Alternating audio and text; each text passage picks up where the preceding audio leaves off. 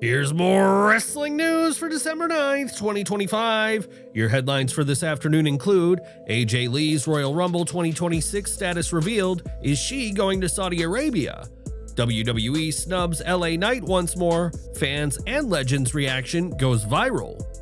Truth behind MJF's disappearance. What's really going on? Why CM Punk's AEW exit was removed from the new book, Truth Revealed.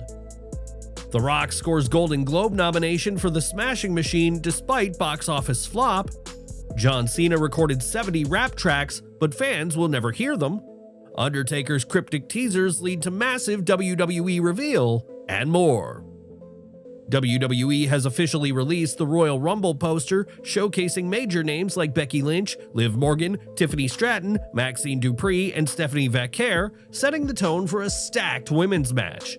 However, fans quickly noticed that AJ Lee was nowhere to be seen on the poster.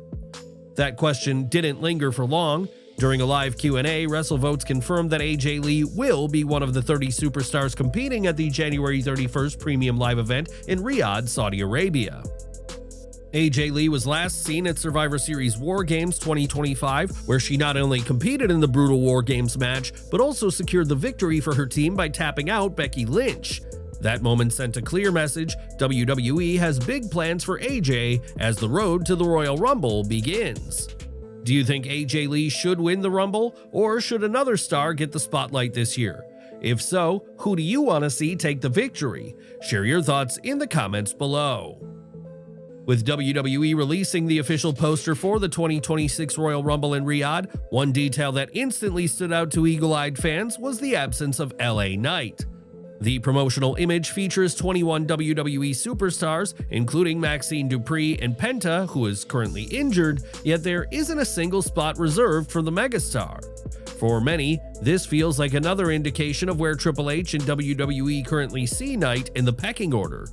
If his loss in the Last Time Is Now tournament wasn't enough of a signal, this latest omission is raising even more questions about whether WWE has quietly capped how far LA Knight will be pushed in 2026.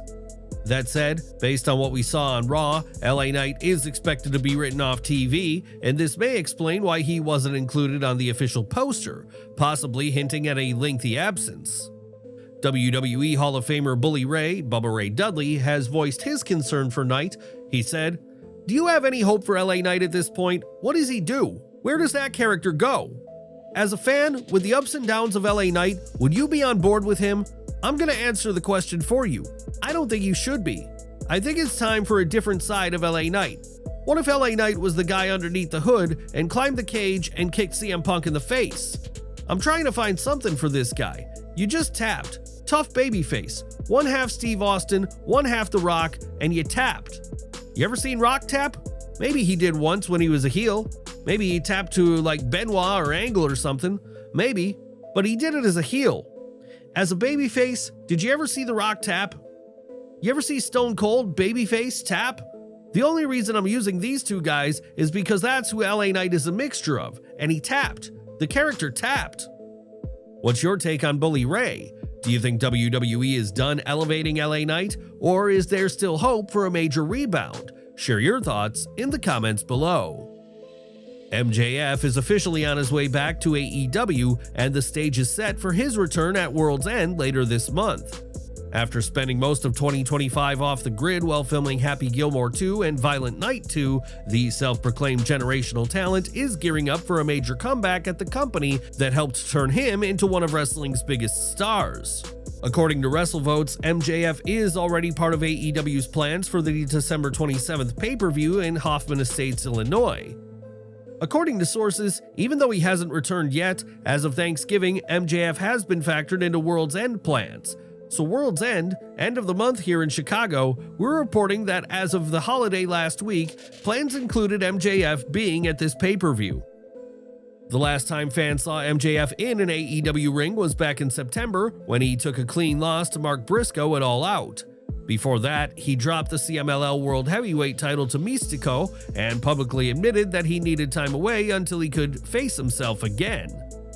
World's End has already been positioned as a major turning point for AEW, and bringing MJF back in front of a fired-up Chicago crowd could immediately reshape the company's direction heading into 2026.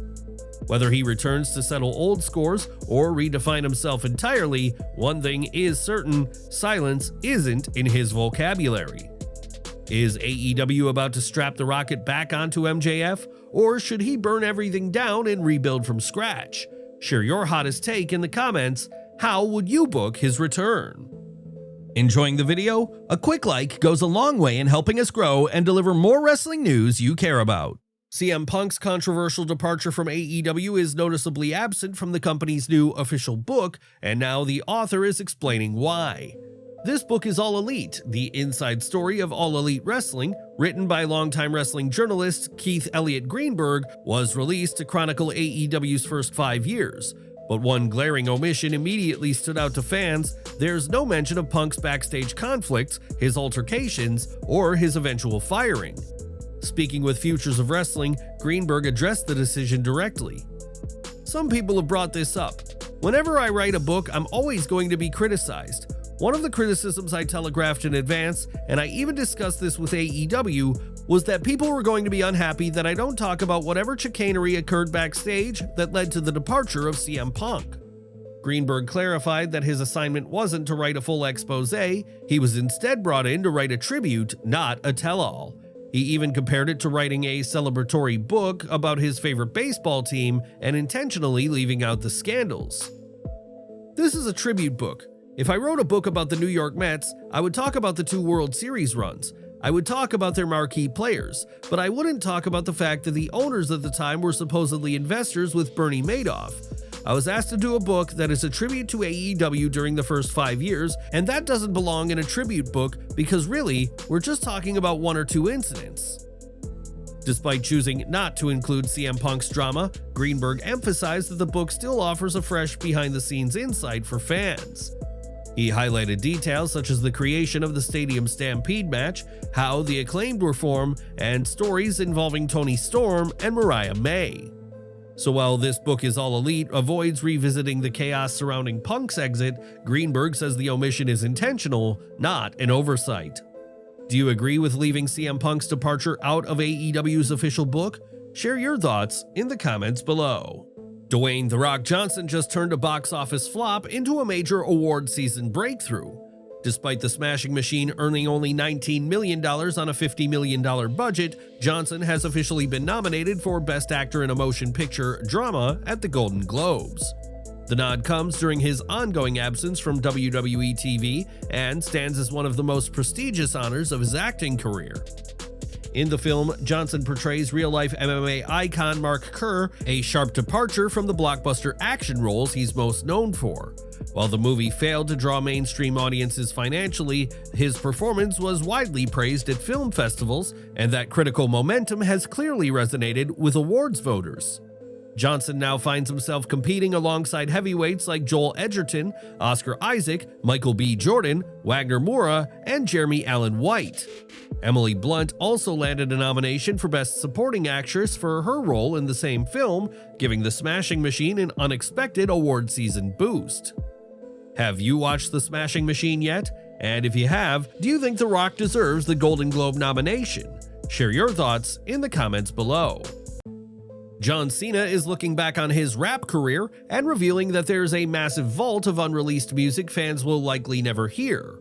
In a new interview with Billboard, the WWE legend reflected on the unexpected success of his 2005 debut album You Can't See Me, recorded with his cousin The Trademark. The album went platinum and gave the world his iconic theme song The Time Is Now, yet Cena never released a follow-up, and he made it clear that was intentional. According to Cena, his entry into rap wasn't part of some long-term artistic plan. It began when he rejected the generic entrance theme WWE initially gave him and chose to create his own instead. The rapping thing was an accident. I listened to the music they played for me and I'm like, I can do better than this. Wait, I could do better than this. That decision led to Cena investing $10,000 of his own money into producing Basic Thugonomics, which eventually evolved into a full-length album and one of WWE's most enduring theme songs. Still, despite the success, Cena never released a second album, and he has no desire to revisit that chapter. When the subject of unreleased material came up, Cena casually revealed just how much music never made it to the public. There's like 70 lost tracks of the album that never made it out. He explained that the final project was shaped from a much larger collection of recordings. I was able to shave off the ones that shouldn't make and give you the ones that should, and I'm lucky to get that. For those hoping he'll open the vault one day or make a comeback in the studio, Cena shut the door firmly. It's a young man's game, and I'm not in it anymore. So while dozens of unreleased Cena tracks may be sitting somewhere in storage, fans shouldn't expect them to surface. For Cena, his rap era was a one-of-a-kind moment in time, and he's perfectly content leaving it there. The Undertaker had the internet in a chokehold after posting a series of cryptic messages on December 7th, but the mystery has now been solved. The Phenom took to X to officially reveal that AJ Styles will be the special guest on this Friday's 6 Feet Under live show. With The Undertaker and Styles set to meet face-to-face on stage, the appearance is shaping up to be more than a simple nostalgic moment. Fans are expecting a rare, behind-the-scenes look at one of WWE's most memorable modern matches, their Boneyard main event from WrestleMania 36, told directly from the two men who brought it to life. Are you planning to check out The Undertaker and AJ Styles live on 6 Feet Under this week? For all of our subscribers, don't miss the 9 a.m. Eastern video we dropped earlier today. Smash that bell icon and select all notifications so you're always in the loop.